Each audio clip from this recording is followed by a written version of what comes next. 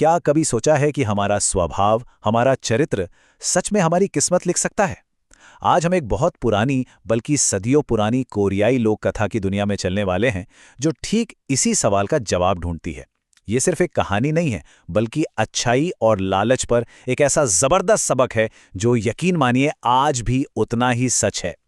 तो चलिए देखते हैं कि इस कहानी में हम कहां कहां से गुजरेंगे। हम शुरू करेंगे दो भाइयों से, फिर देखेंगे कि कैसे एक छोटा सा अबाबिल पूरी कहानी बदल देता है, और जानेंगे कि एक जादुई लौकी कैसे एक को इनाम और दूसरे को सजा देती है। और हाँ, आखिर में इस पूरी कहानी का जो निचोड़ है, जो सबक है, उसे समझेंगे। तो कहानी शुरू होती है दो भाइयों से।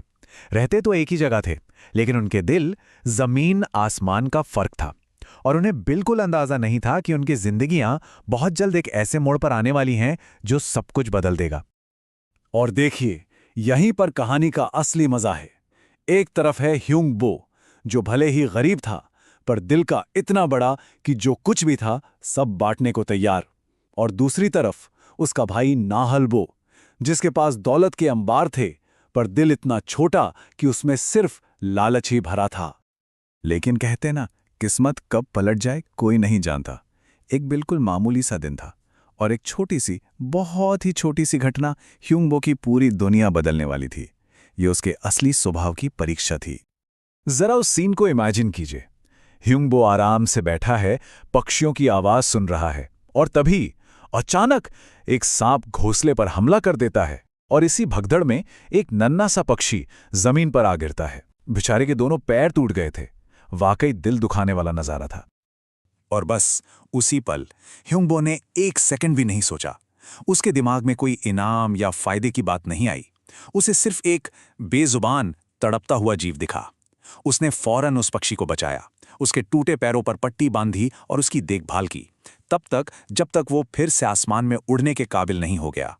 मतलब ये थी सच्ची दया। लेकिन अच्छाई कभी बेकार नहीं जाती, है ना? तो हुआ ये कि वो अबाबिल जिसकी जान बची थी, वो सीधा उड़कर पहुंचा पक्षियों के राजा के पास, और उसने पूरी कहानी सुनाई। राजा ने तय किया कि ह्युंगबो को ऐसा इनाम दिया जाए जिसकी उसने कभी कल्पना भी नहीं की होगी। तो अगली बहार आई और वो अबाबिल वापस आया, और जैसा कि वादा था, वो खाली हाथ नहीं था। उसने ह्युंगबो को एक बीज दिया, पर यह कोई मामूली बीज नहीं था। ह्युंगबो और उसके परिवार ने उसे जमीन में बो दिया। उन्हें क्या पता था कि उनके दुख के दिन बस खत्म होने ही वाले हैं। जब वो लौकियां बड़ी हो गईं, तो उन्होंने उसे काटा, और अंदर जो निकला उसकी तो कोई उम्मीद ही नहीं कर सकता था। गूदा नहीं, बल्कि सोने चांदी के ढेर, कीमती औजार, खजाना ही खजाना। बस एक पल में उनकी पूरी जिंदगी पलट गई। गरीबी से सीधे अमीरी, और ये सब सिर्फ एक छोटे से अच्छे काम का नतीजा था। अब ऐसी खबर भला कहाँ छिपती है?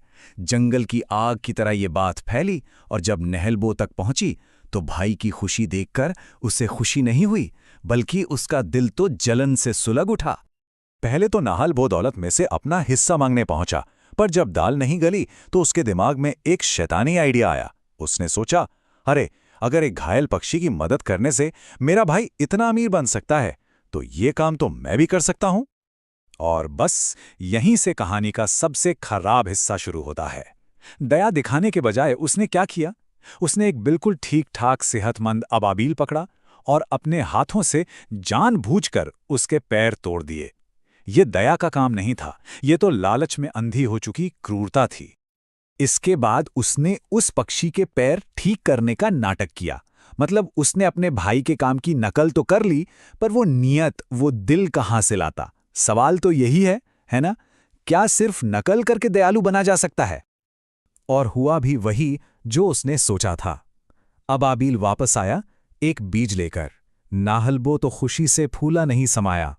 उसने फौरन बीज बो दिया और बड़े बड़े खजानों के सपने देखने लगा। पर उसे ये नहीं पता था कि वो जो बीज बो रहा है, वो दौलत का नहीं, बल्कि किसी और ही चीज का है। आखिरकार वो दिन आया। नाहलबो ने बड़ी उम्मीदों से अपनी लौकी काटी, लेकिन अंदर सोना चांदी नहीं, बल्कि मुसीबतों का पहाड़ निकला। कर्ज मांगने वाले, सिपाही, जादूगर सब पैसे मांगने आ गए। उसकी लालच की फसल ने उसे खजाना नहीं बल्कि पूरी तरह बर्बाद कर दिया। एक झटके में उसका सब कुछ खत्म हो गया। तो आखिर में इस पूरी कहानी से हमें क्या सीखने को मिलता है? जब हम दोनों भाइयों के कामों और उनके नतीजों को एक साथ रखकर देखते हैं तो तस्वीर बिल्कुल साफ हो जाती है।